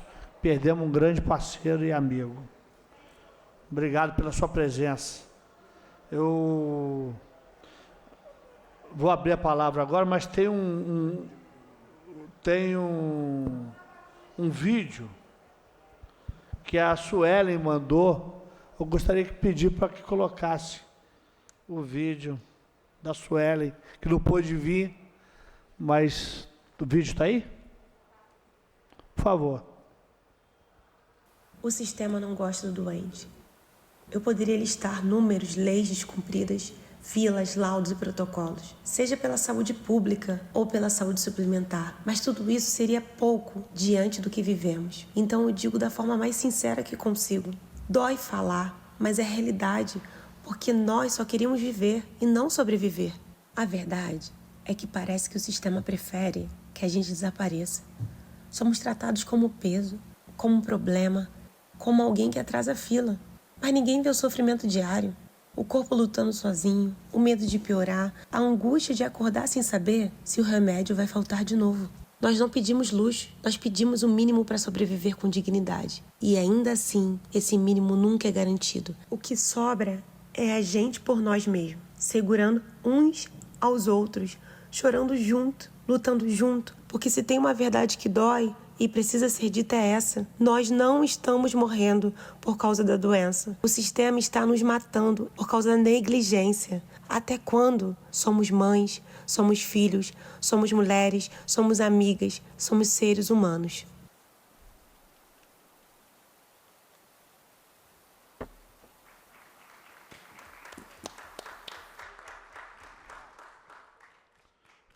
Pessoal, antes da gente passar a palavra, nós queremos homenagear com o diploma Ana Nery, que é concedido às pessoas que fazem a diferença na saúde, 2 pessoas. Um é o meu amigo aqui, meu parceiro, que está ao meu lado, que é o Dr. Jorge Marcondes. E a outra é o Daniel, que não pôde vir, mas que eu vou pedir que a Selva Chaves receba por ele o diploma da Alerj Ana Nery.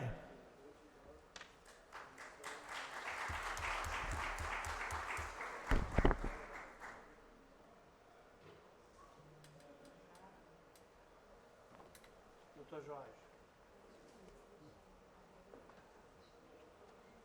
Receba nossos. Para cá.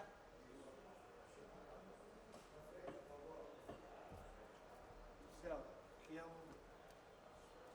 Daniel. Pessoal, que quiser aqui, Tony, ficar aqui do nosso lado aqui.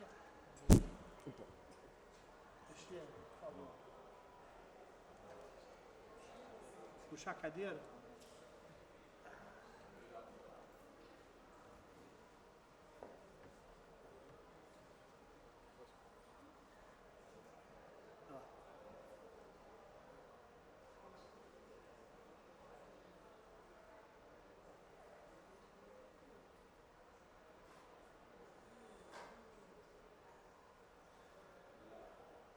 Obrigado. Parabéns. Presbítero Daniel, nossa eminência. Muito merecido. Parabéns. Então, só vamos finalizar agora com a palavra.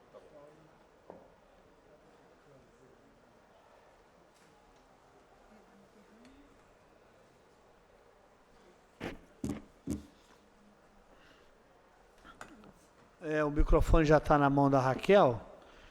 Então, infelizmente, nós não temos muito tempo. Nós precisávamos de mais tempo aqui, mas só que vai ter que começar...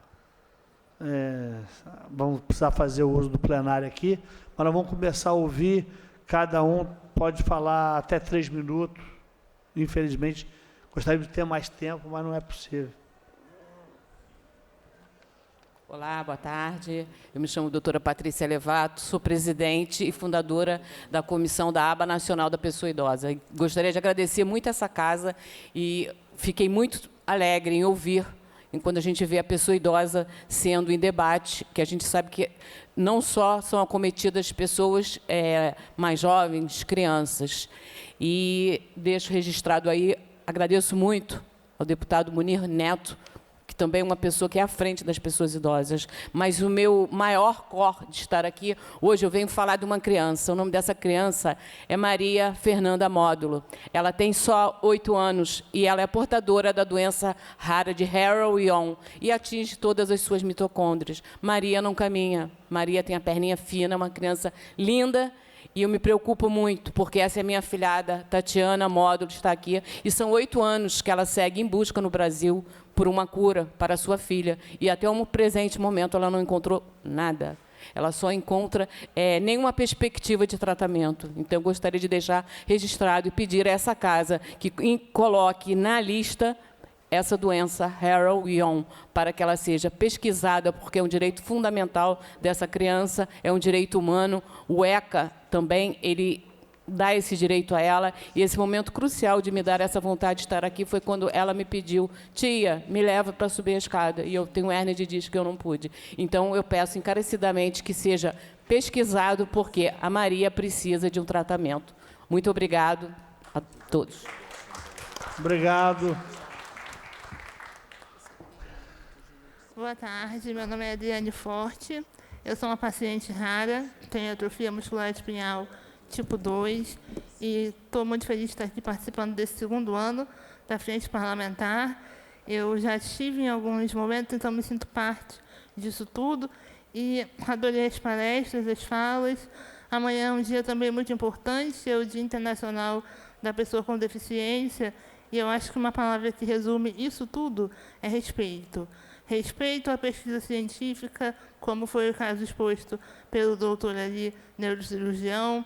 Respeito ao dinheiro do contribuinte, como exposto pelo doutor Tony, porque o estudo para as soluções das doenças raras vai, a longo prazo, reduzir, né, os custos na saúde, como ele falou. Respeito a Maria, ao doutor, a quem eu conheci também, o doutor que faleceu, a quem eu admirava muito.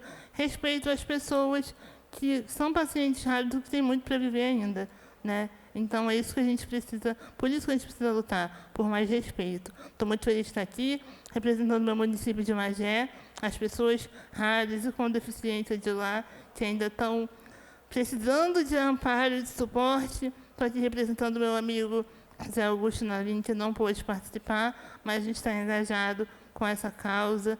E parabéns ao deputado Munir por mobilizar essa galera, e essa luta, com certeza, vai render muitos frutos, já está rendendo muitos frutos. Obrigada. Obrigado, Adriana. A Adriana é uma grande parceira nossa. A gente não convida ela, não, a gente convoca ela para participar de todos os nossos eventos, e ela prontamente, junto com seus familiares, aceita. E eu queria agradecer mais uma vez sua presença, você faz a diferença. Realmente, obrigado, Adriana, pela presença. Bom dia. Eu sou da PAI do Rio de Janeiro, sou coordenadora do Serviço de Triagem Neonatal. Gostaria de agradecer primeiro o convite ao deputado Munir, né?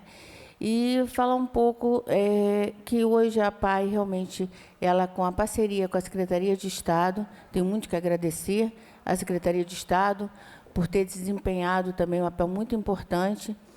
Estamos também rastreando doenças raras, que é a parte de aminoacidopatia, onde nós temos várias doenças raras envolvidas. Hoje a gente teria 53 patologias, né? Então, é um diagnóstico super importante. Já temos referências para crianças, né, que foram detectadas com essas patologias.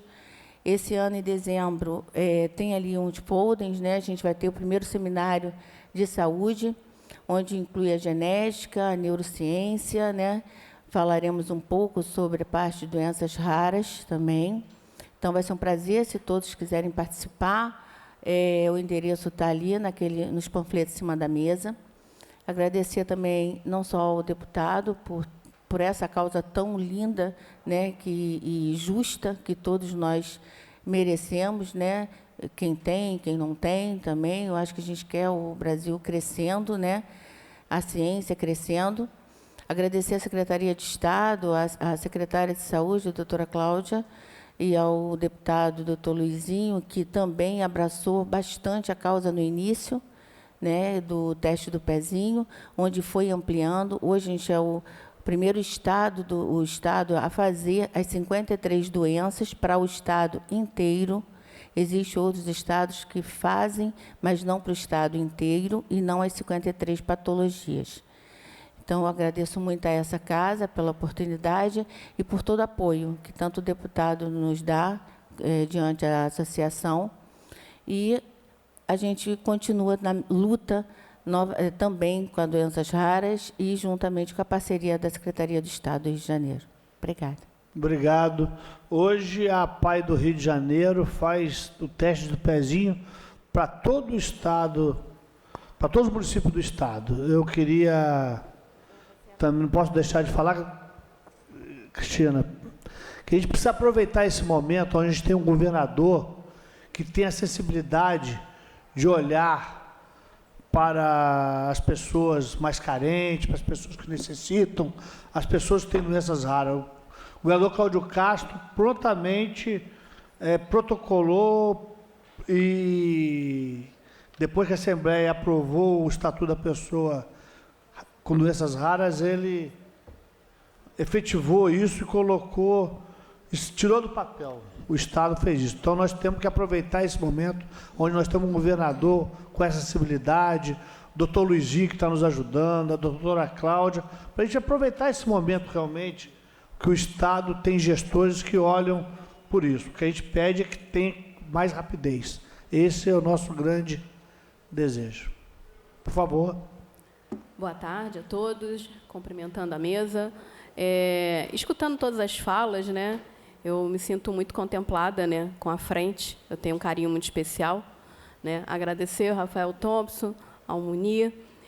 E aí eu fico me perguntando exatamente uma única pergunta. A Constituição diz: a saúde é um dever, né, é um direito de todos e o dever do Estado. Será que isso realmente funciona na prática? O meu caso pessoal, eu posso falar que não. Eu posso falar que a minha filha teve seu plano de saúde cancelado unilateralmente. Até na CPI dos planos de saúde eu fui parar, graças ao deputado Munir. E o que levou a isso? A nada. Continuou sem o plano de saúde. E aí ainda falo mais. Os meus pacientes com câncer de adrenal, eu posso dizer, sem nenhum problema, que hoje o Brasil tem uma pena de morte institucionalizada. Que a partir do momento que eu tenho um único remédio para um paciente de câncer adrenal, que se chama mitotano, e não tem... Ele saiu do país, como é que eu falo para um paciente agora? Espera a morte chegar? É isso. As pessoas estão chegando desesperadas a nós, sociedade civil. É um salve-se quem puder. E aí fica como? Muitos diálogos. Quem tem câncer tem pressa. Quem tem doença rara tem pressa. Eu acho que a gente precisa sentar na mesa, o executivo, o legislativo e o judiciário. Enquanto nós três não sentarmos na mesa, junto com a sociedade civil, porque somos nós que sofremos na prática. Somos nós que estamos aqui lutando dia a dia, voluntariamente. Agradecer, Munir, a você que dá vez e voz a nós raros. Então, muito obrigada. Obrigado, Adriana Santiago, que tem uma filha doutora, minha amiga Letícia, que está fazendo falta hoje aqui, mas não pôde vir.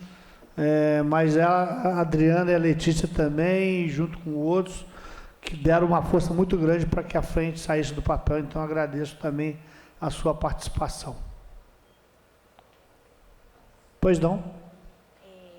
Boa tarde, me chamo Sheila, agradeço a mesa, né, por toda esse empenho na problemática de doenças raras. Eu tenho síndrome pós-pólio, comecei a perder os movimentos aos 40 anos, então a cair, e aí hoje eu só tenho marcha domiciliar, sou terapeuta ocupacional, trabalhei, contribuí com a sociedade e eu acredito nisso, que sempre temos como contribuir e eu acredito no trabalho. Agora, dentre tantas coisas que eu ouvi e eu concordo plenamente, é a questão do tempo. Eu apresentei as minhas perdas a partir dos 40. Fui diagnosticada de uns 4 a 5 anos para cá. Então, assim, isso é muito sério, né? Porque até então, os médicos, a maioria realmente não sabem. Eu chegava para eles e perguntava o que está acontecendo, eu estou perdendo mobilidade. E cadê os pacientes que tiveram pólio? Porque a síndrome pós-pólio é em relação a pacientes que tiveram pólio, mas é uma doença rara, a pós-pólio. E em relação também, eu quero pontuar também em relação aos tratamentos, porque nós precisamos de uma equipe multidisciplinar. Nós precisamos de uma equipe, como dentre outras áreas, uma equipe multidisciplinar, fisioterapeuta, terapeutas ocupacionais, psicólogos, fonoaudiólogos, e é dificílimo termos acesso a todo esse atendimento. Então, é como a colega falou, está pautado na lei, mas não há uma eficácia. E agradeço mais uma vez a vocês que o trabalho que estão apresentando, e eu gostaria de fazer parte essa é a minha primeira vez aqui, nesse processo de que a gente se una para todos serem ajudados. Em primeiro lugar, o conhecimento. Os médicos precisam se tornar sabedor das nossas doenças, porque a gente chega no consultório e não o sabem. Não por desinteresse, é porque ainda estamos nesse processo e cabe a gente lutar por isso. Mas muito obrigada a todos vocês pela oportunidade e pelo trabalho de vocês. Vocês estão de parabéns. Obrigado. Um dos trabalhos da frente é a questão da capacitação dos médicos, enfermeiros, dos membros da saúde, né? Então, fazendo isso, já começamos. Então, a gente fica muito atento a essa questão. Desde os estudantes até os formados já precisam se capacitar para tratar dos raros. Boa tarde a todos. Em nome da OAB, eu sou a Cibele, eu sou a presidente da Comissão da Pessoa com Doença Rara da OAB, comissão nova que começou este ano. Gostaria de agradecer a iniciativa, pela presença do Estatuto e pela discussão aqui em relação às pessoas com doenças raras. A gente precisa dar visibilidade a essas pessoas. E por isso que eu reitero, a gente há muitos anos vem comentando sobre a necessidade dessa quantificação. Fiquei muito feliz, Tony, por você apresentar essa iniciativa de começar a quantificar o que ainda não é visível. Qual é o custo? A odisseia do diagnóstico. A gente não pode desconsiderar isso. E o raro, ele tem, sim, que ter resguardado a sua dignidade.